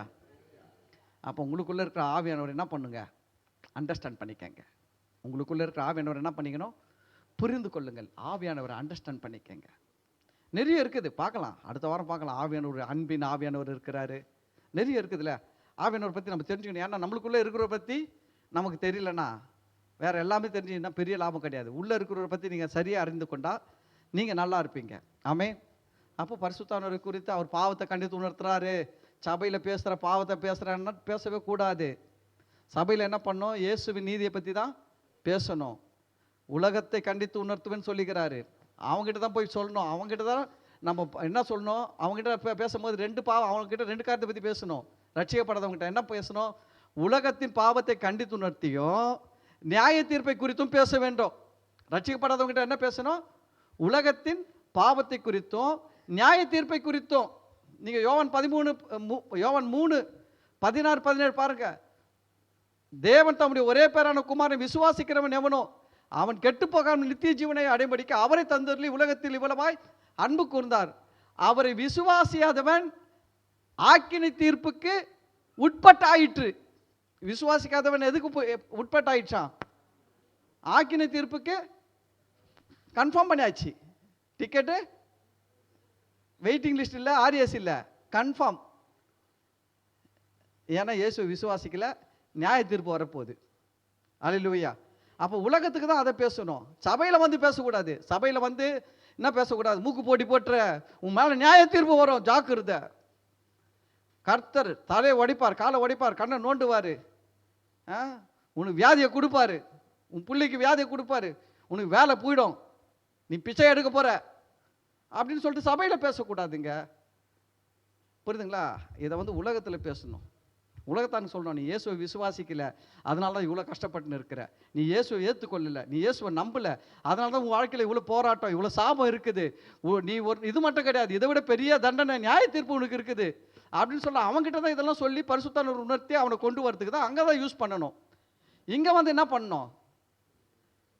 கர்த்தரால் ஆசீர்வதிக்கப்பட்டவர்களே உள்ளே வாங்க, நல்லா இருப்பீங்கன்னு சொல்லி ஆசீர்வதிக்கணும். அல்லேலூயா. அப்போ நம்ம கரெக்டாக செய்கிறோமா? நம்ம சர்ச்சு இதில் கரெக்டாக செய்யுது, அது தெரியுமா உங்களுக்கு? நீ நினைக்கலாம், பாஸ்டர் ஏன் பாவத்தை கண்டித்து உணர்த்த மாட்டேன்றாரு? இல்லை, எனக்கு விஷயம் தெரியும், தெரிஞ்சனால தான் நான் இப்படி இருக்கிறேன். அதனால் புரிஞ்சுக்கங்க. அப்போ உங்களுக்குள்ளே இருக்கிற பரிசுத்தானவர் எங்கே இருக்கிறாரு? உங்களுக்குள்ளே இருக்கிறாரு, கடைசி வரைக்கும் இருப்பார். நீங்கள் கிறிஸ்துவுக்குள் இருக்கிற கடைசி நாள், கடைசி மணி நேரம், கடைசி நொடி வரைக்கும் ஆவியானவர் உங்களுக்குள் இருப்பார். ஆமென். கர்த்தர் உங்களை ஆசீர்வதிப்பார். நம்ம எல்லாரும் எழுந்து நிற்போம். எல்லாரும் எழுந்து நிற்போம், ஜெபிக்கலாம். ஸ்தோத்திரம் பரிசுத்தானவரே. அப்பா, இந்த நாளிலும் கூட இந்த வார்த்தைகளை கேட்ட, ஆன்லைனில் நேரில் கேட்ட ஒவ்வொரு பிள்ளைகளையும் கர்த்தர் ஆசீர்வதிங்க. பரிசுத்தானவரே, நாங்கள் உங்கள் கருத்தில் ஒப்பு கொடுக்குறோம். கேட்ட ஒவ்வொரு பிள்ளைகளையும் உங்கள் கருத்தில் ஒப்பு கொடுக்குறோம். அவர்களுக்குள்ளேருந்து நீங்கள் இன்னும் அதிகமாக செயல்படுங்க. அப்பா, பிதாவின் சித்தத்தையும் உம்முடைய சித்தத்தையும், பிதாவுடைய திட்டத்தையும் உம்முடைய திட்டத்தையும், இயேசு கிறிஸ்துவ நாமத்தில் உண்டான எல்லா அதிகாரங்களையும் வல்லமைகளையும் வெளிப்படுத்தி ஒவ்வொரு பிள்ளைகளையும் வழிநடத்தி ஒவ்வொரு பிள்ளைகள் மூலமாக அப்பா நீங்கள் மகிமைப்படுங்க. பிதாவாகிய தேவனுடைய நாமத்தை மகிமைப்படுத்துங்க, கிறிஸ்துவை மகிமைப்படுத்துங்க. ஆவியானவரே, பரிசுத்தானவரே, நாங்கள் உம்மை கனம் பண்ணுகிறோம். இந்த ஆராதனை மூலம் வருகிற மகிமைகளை மாட்சிமைகளை அப்பா நாங்கள் உமக்கு செலுத்துகிறோம். ஆண்டவராகிய இயேசு கிறிஸ்து நாமத்தில் ஜெபிக்கிறோம், நன்றி செலுத்துகிறோம். நல்ல பிதாவே, ஆமேன். என் ஆத்துமாவே கர்த்தரை ஸ்தோத்திரி, என் முழு உள்ளமே அவர் பரிசுத்த நாமத்தை ஸ்தோத்திரி. என் ஆத்துமாவே கர்த்தரை ஸ்தோத்திரி, கர்த்தர் செய்த சகல உபகாரங்களையும் மறவாதே. ஆமேன். பிதாவாகிய தேவனுடைய அன்பும் கர்த்தராகிய இயேசு கிறிஸ்துவின் கிருபையும் பரிசுத்த ஆவியினுடைய அந்யோன்யமும் ஐக்கியமும் ஆசீர்வாதமும் வழிநடத்தலும் இப்பொழுதும் ஆண்டவராகிய இயேசு கிறிஸ்துவின் வருகை வரையிலும் நம் அனைவரோடும் கூட இருப்பதாக. ஆமேன். அல்லேலூயா, அல்லேலூயா, அல்லேலூயா. கர்த்தர் உங்களை ஆசீர்வதிப்பார். God bless you.